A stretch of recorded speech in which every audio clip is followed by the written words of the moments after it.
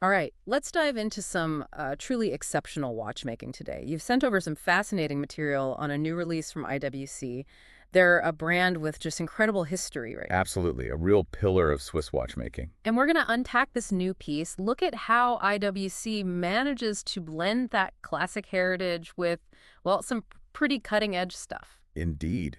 Our focus today is the new IWC Portugieser Tourbillon Retrograde Chronograph, but in their special armor gold. Ooh, armor gold. We'll get to that. Yeah. And our mission really is to explore how IWC walks that line, keeping the classic Portugieser soul while pushing technical boundaries. The Portugueser line itself, it has such a great story, doesn't it? Started way back late 1930s. That's right. It came about because these Portuguese businessmen actually asked IWC for wristwatches, but with the precision of marine chronometers. Which was a big ask back then for a wristwatch. Huge. And that led to the design. We still recognize those larger cases. Super clear, readable dials, almost minimalist in a way, but elegant. Yeah, it set a standard. Classic looks, technical excellence. That's kind of the Portugieser signature.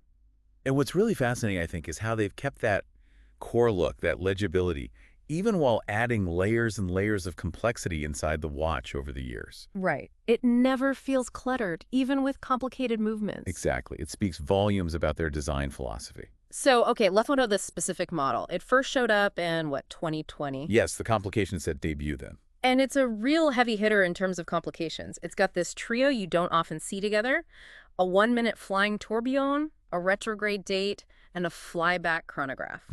That combination is where things get really interesting. Could you maybe walk us through that? Why is putting those three together such a challenge and, well, so impressive? Sure. Let's start with the tourbillon. It's a flying tourbillon at 6 o'clock. Flying meaning it's only supported from below, no upper bridge, so it looks like it's, well, floating. Creates a great visual. Definitely. But its main job is technical countering gravity's effect on timekeeping. And it's incredibly light. Just 56 parts, weighing, get this, 0.675 grams, less than a paperclip. Wow. Tiny piece of engineering. Then you've got the retrograde date, that's the arc at 9 o'clock. The hand sweeps across the days, and when it hits the 31st, It snaps back. instantly snaps back to the first. It's mechanically complex to achieve that reliably, and it's just, well, cool to watch. Okay, and the third piece. The flyback chronograph. Huh. The subdial at 12 o'clock actually combines the hour and minute counters for the stopwatch. And flyback means you can hit the reset pusher while it's running, and it instantly snaps to 0 and starts again. Super useful for timing sequential events like laps. Exactly. So Yeah. putting these three highly complex mechanisms, the tourbillon for accuracy, the retrograde for a unique date display, and the flyback for timing into one movement and keeping it balanced and reliable, that's real watchmaking mastery. And that attention to detail is not just the mechanics, right? You mentioned armor gold earlier. This latest version uses IWC's own 18-karat armor gold for the case. What's the deal with that? It's not just regular gold. No, it's quite different. IWC developed this alloy to be significantly harder, more resistant to scratches and wear than traditional 18-karat gold.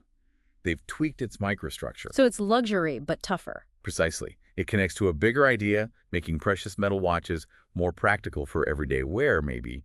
It's pushing material science in watchmaking. Interesting. And the dial. It looks almost black in the pictures, but there seems to be more to it. There is. It's called Obsidian black. It's not just paint. It's built up with 15 layers of translucent lacquer, polished between each layer.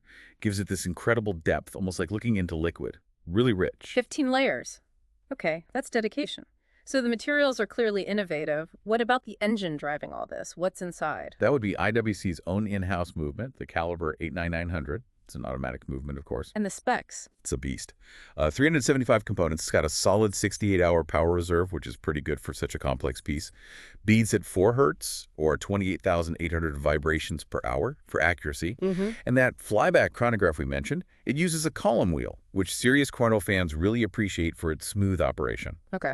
Any other tech highlights in there? Yeah, they use silicon for key parts of the escapement, a pallet lever and escape wheel. Silicon is light, anti-magnetic, and needs less lubrication.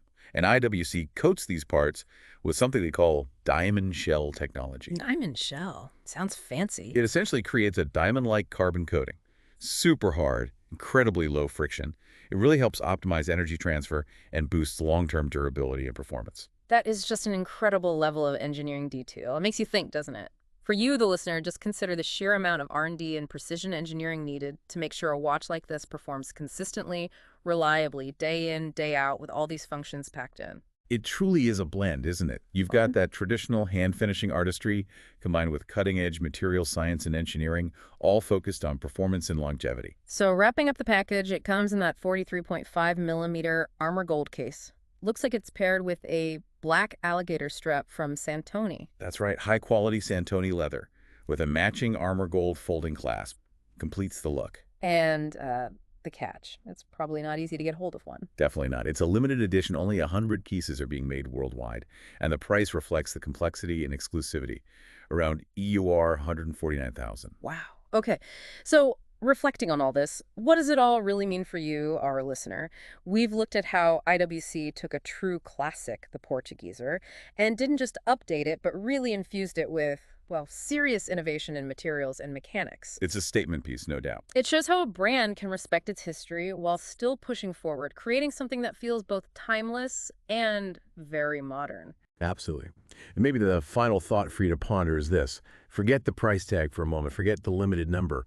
What is a watch like this, which so clearly blends deep heritage traditional craft with really advanced material science and engineering? What does it tell us about where high-end luxury might be heading? How do we as consumers or just admirers value that mix of history and genuine forward-looking innovation?